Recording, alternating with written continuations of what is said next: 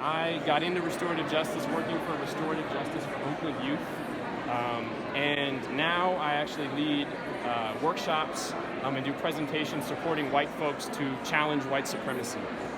And my approach is a restorative one because it is about supporting those of us who are white to replace defensiveness and guilt about the reality of racism with clear understanding about the ways in which our well-being is actually directly tied to the freedom of people of color. And much of what I offer participants has come out of my own study of history of how the ruling class has used racism as a tool to divide and conquer over the centuries and keep people from coming together to fight for their, to create a better world for everyone. And so I want to share some of that history with you today and pull some lessons from it that can help us build solidarity at a time of such polarization in our country. And so in the late 1600s, English indentured servants were, including some of my ancestors, were given some of the first legalized forms of white privilege to keep them and stop them from participating in multiracial revolts to colonial rule.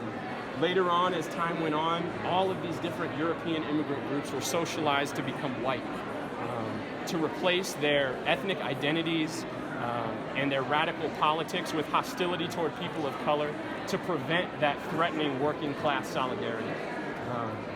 And in 1965, Martin Luther King spoke out to a crowd in Montgomery, Alabama, and said that the Jim Crow system was actually not a natural one following Reconstruction, but one created to destroy the Populist Party. And the Populist Party was a political organization in the late 1800s in the South that was bringing together poor black people and poor white people to challenge white supremacy and ruling class power. And King took this analysis with him everywhere he went, and with his comrades sought to highlight the way in which racism was used as this divisive tool and sought to revive that lost coalition that was lost to Jim Crow. But in the 70s and 80s, U.S. business elites and their political representatives began to reassert this tactic of divide and rule. And Michelle Alexander in the New Jim Crow talks about how it was stereotypes of black super predators and welfare queens that led Reagan, Bush Sr., and Clinton to power, manipulating white working class people to support them, to not only create mass incarceration and unleash that upon people of color, but also to unleash a corporate takeover of U.S. democracy that actually harmed everyone. And the results of this are 140 million people are poor and low income today. And a disproportionate number are people of color because of the reality of racism, but 67 million people are white among that group. And those people are being told by this administration today that the cause of their poverty is Mexican immigrants. And so we have a deep need for solidarity-based organizing today. And I draw inspiration actually from an ancestor of mine for this, my uncle, Ben Lauderdale, my great uncle, Ben Lauderdale, who was the 1940 Communist Party candidate for governor of Texas. And unlike what many of us think, the Communist Party in the States, and particularly in the South at this time, was not trying to create a totalitarian state, but they were trying to create multiracial democracy. And so from this platform, I have pulled 3 quotes that I believe can really support us in defining principles that can help us build solidarity today, that we need to address the problems of today. And the first quote is, the Negro people in Texas live in a concentration camp of oppression, terror, and intimidation. Economically, they're at the bottom of the ladder. Politically, they are denied their rights. Socially, they are segregated and Jim Crowed. So forefronting the reality of racism, not sacrificing that at all because you think you need to get working people, because you think you need to bring white people in and you might push them away. That's not the reality. And that's not the reality because of messages like this.